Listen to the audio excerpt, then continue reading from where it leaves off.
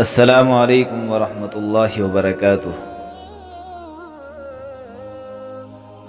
جب دنیا میں کوئی بھی اللہ کو پہچاننے والا نہ رہے گا اور لوگ کھلے عام بکثرت جانوروں کی طرح اپنی شہوتیں پوری کرنے لگ جائیں گے، ظلم اور زیادتی عام ہو جائے گی، تو ایک دن اچانک 10 محرم کو، جو جمعے کا دن بھی ہوگا، ایک فرشتہ جس کا نام اسرافیل ہے، اللہ کے حکم سے سور پھونکے گا، جس کے سبب تمام زمین اور آسمان اور جو کچھ ان کے درمیان ہے سب فنا ہو جائے گا، سب ختم ہو جائے گا۔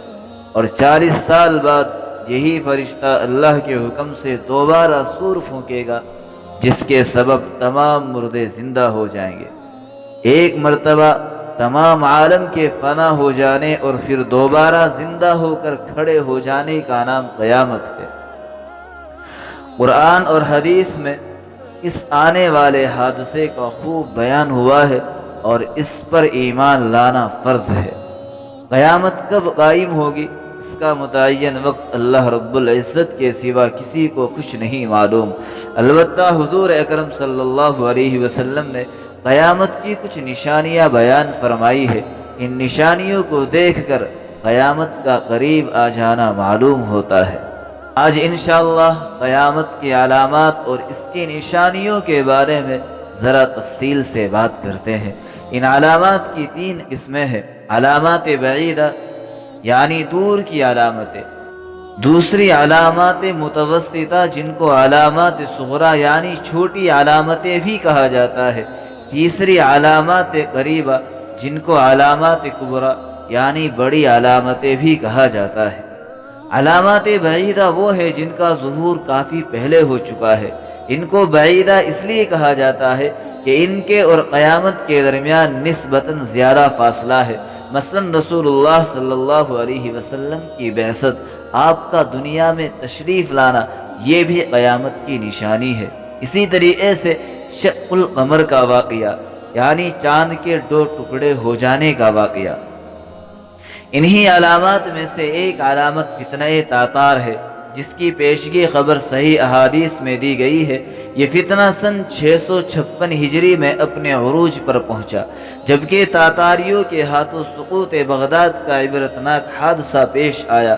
انہوں نے بنی عباس کے آخری خلیفہ معتصم کو قتل کر ڈالا اور عالم اسلام کے بیشتر ممالک ان کی زد میں آ کر زیر و زبر ہو گئے۔ ان کی صفات احادیث میں اس طرح بیان کی گئی کہ ان کی آنکھیں چھوٹی، چہرے سرخ، ناکیں چھوٹی اور چپٹی ہوں گی۔ ان کے چہرے گولائی اور موٹائی میں ایسی ڈھال کے مانند ہوں گے جس پر تہبت چمڑا چڑھا دیا گیا ہو۔ وہ بالوں کا لباس پہنتے ہوں گے۔ یہ ساری صفات تاتاریوں پر صادق آئی، جو ترکستان سے قہر الہی بن کر عالم اسلام پر ٹوٹ پڑے تھے۔ علامات صغریٰ، ایسی بہت سی علامات ہیں جو رسول اللہ صلی اللہ علیہ وسلم کے پردہ یعنی وصال فرمانے سے حضرت امام مہدی رضی اللہ تعالیٰ عنہ کے ظاہر ہونے تک ہوں گی، جن میں سے چند یہ ہیں۔ نمبر 1، حقیقی علم کا اٹھ جانا، جہالت کا بڑھ جانا۔ نمبر 2، زنا اور شراب نوشی کا عام ہو جانا۔ نمبر 3، عورتوں کا زیادہ ہونا، مردوں کا کم ہونا۔ نمبر 4، جھوٹوں کا زیادہ ہونا۔ نمبر 5، بڑے بڑے کام نااہل لوگوں کے سپرد کیا جانا۔ نمبر 6، دنیا کی مصیبتوں کے زیادہ ہونے کی وجہ سے لوگوں کا موت کی آرزو کرنا۔ نمبر 7، مال غنیمت کو اپنی ملکیت سمجھنا۔ نمبر 8، امانت کو مال غنیمت سمجھ کر دبا لینا۔ نمبر 9، زکوٰۃ کو جرمانہ سمجھنا۔ نمبر 10، علم دین دنیا کے لیے پڑھنا۔ نمبر 11، شوہر کا اپنی بیوی کی بات ماننا اور ماں کی نافرمانی کرنا۔ نمبر 12، دوست کو قریب، باپ کو دور کرنا۔ نمبر 13، مسجدوں میں شور مچانا۔ نمبر 14، فاسق لوگوں کا سربراہ ہونا۔ نمبر 15، برے آدمی کا اس کے شر سے بچنے کے لیے اس کا اکرام کیا جانا۔ نمبر 16، کھلم کھلا باجے گانا، ناچ رنگ کی زیادتی ہو جانا۔ نمبر 17، بعد والے لوگوں کا پہلے لوگوں پر لعنت کرنا۔ نمبر 18، فتنوں کا اس طرح مسلسل آنا جس طرح دھاگا ٹوٹنے سے تسبیح کے دانے گرتے ہیں۔ نمبر 19، وقت میں بے برکتی ہو جانا، یہاں تک کہ سال کا مہینے کے برابر، مہینے کا ہفتے کے برابر، ہفتے کا دن کے برابر، اور دن کا ایسا ہو جانا جیسے کوئی چیز آگ لگتے ہی بھڑک کر فوراً ختم ہو جائے۔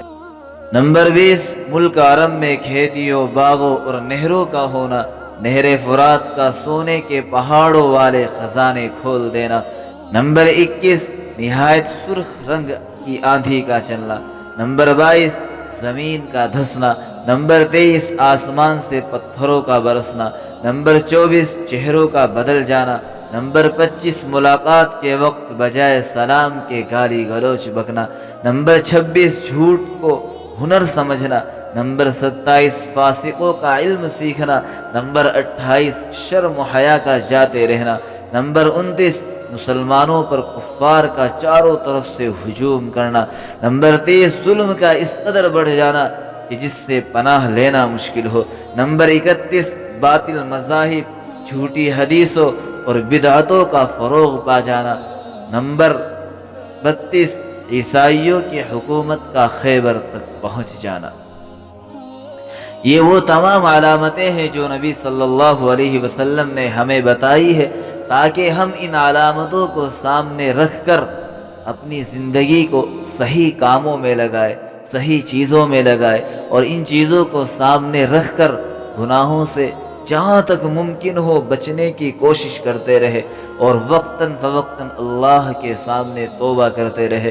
میرے محترم دوستو، یہ وہ تمام علامتیں اور نشانیاں ہیں جو اس وقت ہمارے سماج کے اندر ہو رہی ہے۔